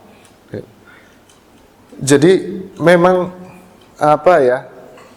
relasi antara negara kolonial dan negara itu negara-negara yang mengkoloninya dulu itu nggak pernah imbang, dan memang sangat susah kalau kita berstrategi hanya di wilayah pariwisata gitu. Dan justru yang terjadi kan dengan menjual eksotisme, kita dituduh atau secara kritis kita bisa dilihat sebagai merendahkan diri kita sendiri lagi, gitu. Justru kita merendahkan diri kita sendiri dengan menjual keprimitifan kita, kan gitu, keeksotisan kita itu. Gitu. Ini problemnya karena ya tadi knowledge juga nggak pernah netral, gitu. Tapi kalau untuk wisata dia begini lah, Mas. Kenapa kita nggak pernah care dengan wisata? Satu, karena nggak pernah ada benefit langsung. Nggak pernah ada benefit langsung. Kenapa bangunan-bangunan tua di Eropa itu terjaga? Kan sederhana. Pemdanya sok sewa 1 euro setahun. Tapi nggak boleh dirubah bangunannya, terserah untuk apa, tapi maintenance itu tanggungan. Gitu. Dan mereka kan terpelihara, akhirnya banyak turis Asia yang foto-foto di gedung-gedung tua itu. Ya kan, karena sangat Eropa. Ya kan? Sangat Eropa. Di Indonesia, kita nggak bisa melakukan hal itu, atau mungkin belum dicoba. Nyatanya, kita nggak pernah punya image atau konsep mental, kalau Indonesia itu fotonya harus gimana. Itu butuh riset loh, Mas. Masa foto di Monas gitu, atau foto di sawah gitu belakangnya, sawah mana itu kan gitu, gunung apa, karena di postcard Indonesia itu kan sawah terus gunung, ya kan, dan kita nggak pernah tahu ini sawah di mana dan gunung apa gitu, ya kan. Kalau kita mau lebih berstrategi imagologis, Ya itu tadi. Orang Prancis itu riset Eiffel dengan dari jauh berapa supaya kelihatan, dan saya tiru-tiru ke sana gitu. Dan orang Asia akhirnya potret-potretan di sana gitu. Ya kan, Mas? Selama belum ada riset itu susah, Mas, menentukan. Apa Bandung? Sekarang Bandung ikonnya apa? Jembatan Pasupati. Suruh turis foto di situ kan nggak mungkin gitu. Iya kan? Kalau kita lihat di TV atau apa, Jembatan Pasupati. Siapa yang mau foto di situ gitu? Padahal dulu gedung sate. Iya, padahal dulu gedung sate. Dan gedung sate kan paling susah difoto. Susah loh itu difoto. Ya kan? Dan kalau udah ketemu harusnya spotnya, kita harus berikan tempat foto. Nah, itu tuh tempat foto. Tanah Lot lebih advance gitu. Di sini dia menyediakan spot-spot foto kan. Gitu. Itu memang logis. Memang orang butuh image itu kalau di pariwisata. Gitu. Oke, mungkin itu ya. Silakan, ada pertanyaan lagi? Silakan. Terima kasih. Saya ingin jawab tentang peristiwa Paku dan Sontak. Kebetulan ketika saya jadi anak kos, saya belum tidak punya uang untuk membeli TV. Setelah lama itu kuliah, saya baru bahwa Citra itu semuanya palsu. Bukan saya orang diskop. Dan kita juga tidak punya TV sendiri dengan bapak. Iya. Tidak punya TV. Mau bangkakan apa buat nggak usah baca, hidupnya sangat teratur ya saya. Betul. Itu akhirnya ya kita hanya mendengarkan radio, dan uniknya bagi saya pribadi, radio paling bagus itu radio Dahlia.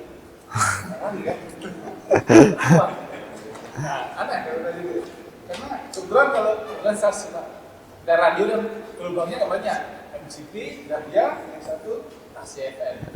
Ya, rata-rata di Bandung semuanya sudah bentuknya BB atau SMS. Jadi dibacakan sama kami. Tapi di Dahlia enggak, masih ramai gitu. Ibu bapak tukang musik, tukang ojek. Kalau di situ ada Maria, pasti dia pakai bahasa dia yang unik. Saya itu sesuatu yang aneh. Dan setelah hampir 2 semester ini saya kuliah, saya bukan naik angkot, saya belum pernah ngobrol di angkot. Saya lihat di sini kayaknya kalau masuk angkot ini langsung keluar. Tiba-tiba kemarin saya naik angkot dari komisaris itu, ada ibu-ibu kelihatannya harus melahirkan. Dengan saya lihat mungkin tampilannya mungkin bukan bisa. Tiba-tiba dia bertanya pada saya, "Tapi mau kemana?" Kali itu Pak, saya ada orang ngomong. Saya ke Tuhan dan dia hanya ngomong saya itu dari mana ini, saya harus melahirkan ke taksi. Saya bilang ini budaya yang langka di saya. Dia hari ini angkot. Pertanyaan saya begini Pak, kenapa ya Pak kalau kita tidak mengikuti arus punya diri kita? Wah, untuk kampungan bisa, pakai ini masih ada. Padahal kalau saya bilang, ya kali-kali lah kita merawat kita. Apa-apa.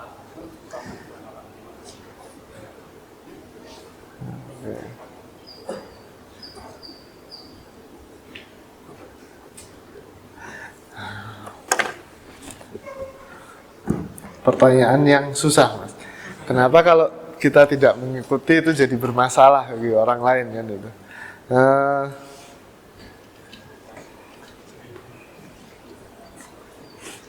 Problem identitas itu kan ketegangan antara yang individual dengan yang komunal. Karena identitas dari kata idem justru sama, common, gitu. Jadi identitas itu nggak boleh terlalu unik, harus menyisakan yang common, gitu. Jadi ini ketegangan antara itu yang akhirnya membentuk identitas.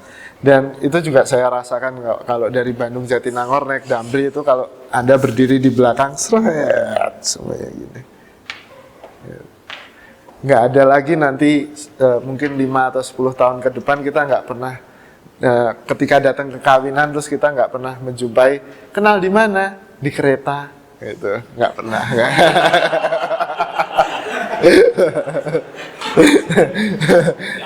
Di angkot gitu atau di bis gitu. Dulu kan sering kan gitu. Kenal di mana? Di bis gitu. Oh iya ya, jodoh itu jorok, ketemunya di mana-mana gitu. Kalau sekarang jodoh nggak jorok lagi. Karena semuanya udah bebean gitu. Kalau kembali ke pertanyaan Anda, karena saya nggak tahu untuk menanggapi itu. Yang nomor 2 itu juga warisan orality culture, kesamaan.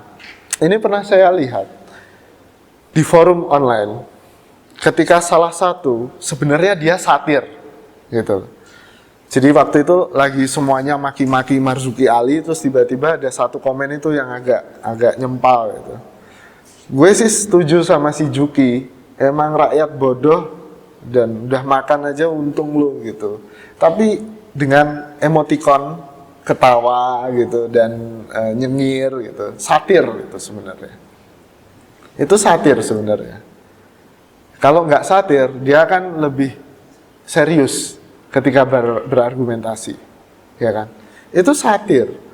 Nyatanya nyebut Marzuki Ali si Juki, ya kan? Tapi ternyata dia dapat bata, men, dari agan yang lain. Dia dapat bata dari agan yang lain dengan komentar yang satir juga. Komentar agan keren, cek kulkas ya gitu. Terus emotikonnya blue man brick dan bata. Tuh, bahkan di forum online yang katanya kita anonim dan apa perlunya komunalitas di Kaskus? Kenal aja enggak gitu kadang. Tapi jangan salah, siapa yang kaskuser di sini? Mau kan beli kaos Kaskus? Tuh, communality akhirnya. Ini juga yang aneh. Kalau Anda ikut main game online, itu wajib ain datang ke Kopi Darat atau gathering istilahnya. Karena kalau Anda nggak datang ke gathering, Anda selalu disangka cloning atau account jadi-jadian punya orang, gitu, bukan orang asli, gitu.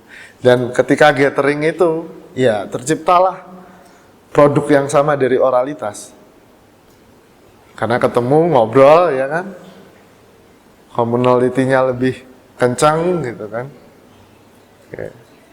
Dan itu akhirnya kenapa juga berantem di game online bisa juga efeknya berantem di real life gitu di Indonesia. Gitu. Komunalitas. Oke. Jadi saya bisa bilang satu karena identity sendiri memang ketegangan itu, dan kedua karena saya lagi asik mengkaji oralitas itu, makanya saya bisa bilang bahwa itu juga efek dari oralitas, Mas. Gitu. Kenapa orang harus sama? Gitu. Kenapa communal value itu lebih penting? Gitu. Dan ini yang kalau Anda ke Eropa atau ke luar negeri di mana banyak mahasiswa Indonesianya, ini juga fenomena yang sama terjadi. Tujuan kuliah di luar negeri itu kan buka wawasan, kenal dengan orang seluruh dunia. Tapi kalau mahasiswa Indonesia sangat khas, mereka selalu akan berkumpul dengan orang Indonesia. Serius. Gitu. Serius itu. Jadi dugem pun ya orang Indonesia lagi ketemu. Party yuk gitu. Party, ya Indonesia semua. Itu yang terjadi gitu. Komunal. Gitu. Makanya kalau jalan-jalan harus rame-rame, padahal kita tahu untuk nge-matchin jadwal kuliah itu susah kalau udah rame-rame. Belum lagi kalau di sana jalan-jalan gitu kan, yang satu pengen ke sana, yang satu pengen ke sana. Gitu. Jadi udahlah, hancur lah menurut saya. Itu juga aneh kan Mas, padahal mereka harusnya literary culture, mahasiswa, kuliah di luar negeri, gitu kan. Tapi yang komunal ini selalu memanggil dan selalu lebih kuat gitu di Indonesia. Saya juga nggak tahu kenapa. Makanya ini saya berencana meriset tentang itu di forum online lebih dalam lagi. Gitu. Ya, terima kasih. Terakhir. Tentang konsep berpikir materialistik visual culture. Apakah konsep berpikir material itu jadi apakah pasti punya sifat positif karena proses berpikir abstrak pun kadang kita perlukan, terutama kalau masuk ke kajian agama misalkan yang cenderung bukan material, itu kira-kira gimana posisi proses berpikir materialistis saat ini? Karena kalau kita ketahui kan ada kayak di Jabar Community, jadi itu kan dulu nggak ada, artinya baru saat visual culture ini muncul seperti itu jadi mau wujud gitu, tidak gimana?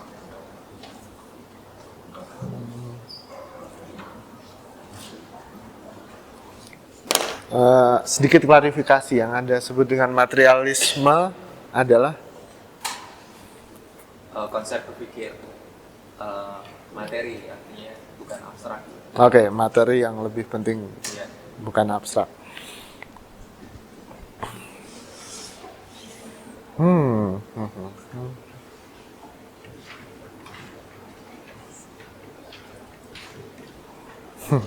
Begini Mas,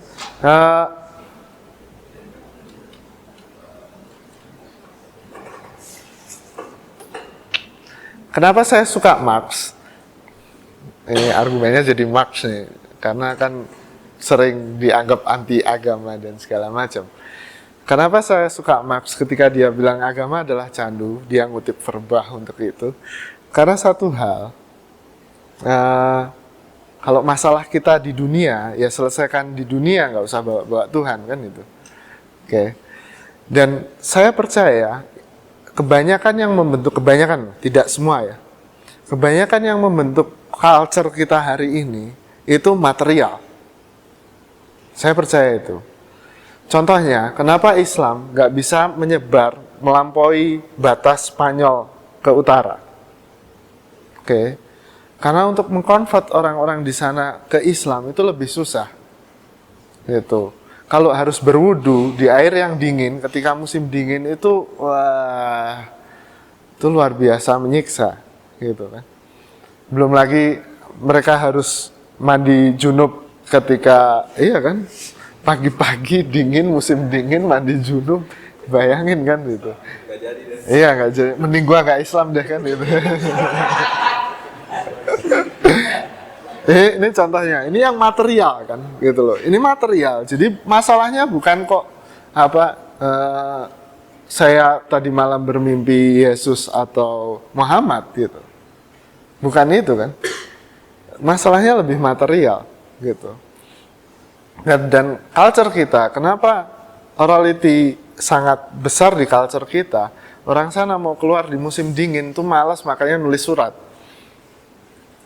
Ya kan? Di kita bisa keluar kapan saja, nongkrong di warung kopi kapan saja, walaupun musim hujan juga nggak ada masalah, ya kan? Dan dengan cuaca yang sangat hangat, itu makanya saya lebih fokus pada yang material, gitu. Sebagai pembentuk culture. Karena disiplin kita, saya percaya disiplin kita itu menubuh. Gitu loh. Saya percaya pembentukan kita itu pembentukan yang asalnya dari tubuh. gitu. Asalnya benar-benar dari tubuh.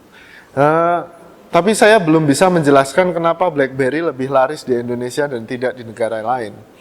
Gitu. Saya belum bisa menjelaskan itu dari sisi disiplin tubuh. Gitu. Kenapa nggak iPhone? Gitu. Relatif kan kalau mahal dan sebagainya. Iya kan. Padahal kalau tubuh, ya ini kan ada tubuhnya kan, pasti ada materialitas di situ. Kenapa orang Indonesia lebih pilih BlackBerry? RIM itu kan pasti bangkrut kalau orang Indonesia nggak pakai BlackBerry kan. Iya, RIM itu. Dan banyak pertanyaan yang lainnya yang belum bisa saya jawab. Tapi mengapa saya pilih yang material? Karena itu apa ya? Bukan lebih real sih, tapi lebih konkret, gitu. Lebih konkret. Bukan berarti saya nggak suka psikologi, Mas Audifat. Dihajar nanti. Oke. Berpikir abstrak memang diperlukan ketika, begini Mas. Karena yang sangat dominan di filsafat berpikir abstrak itu Hegel gitu kan. Dan apa ya? Di situ Hegel sifatnya sangat totalitarian dengan abstraksinya tentang Geist gitu, tentang ruh gitu. Itu yang menyebabkan susah akhirnya untuk pemikiran yang abstrak itu bermain di culture yang material gitu. Oke. Seperti misalnya kita membahas komunitas hijab. Oke, komunitas hijaber community. Kalau asumsi Anda yang abstrak gimana tentang hijaber community? Apa mungkin karena hijab itu materi kan Esensi dari hijab itu sendiri. Oke. Membuktikannya bagaimana, Mas? Karena hijab sendiri cenderung artinya menutupi, tapi mereka kan cenderung dipublish gitu kan tiap kegiatan pasti dipublish di blog atau di apapun, dan mereka melakukan itu bukan dengan sembunyi-sembunyi, tapi memang sengaja di mall gitu, di pengajian di masjid kemudian di upload dan mereka mengikuti tren busana paling takhir. Ya akhirnya kan ada paradoks kan, antara yang ideal abstrak dengan yang material ini kan gitu loh. Makanya saya lebih memilih berangkat dari yang material, Mas. Gitu. Bukan dari yang abstrak, supaya nggak terpaku pada paradoksnya ini. Gitu. Begini,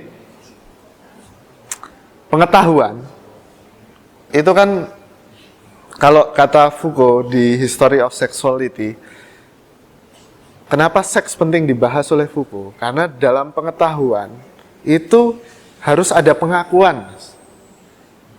Pengakuan dari objek pengetahuannya.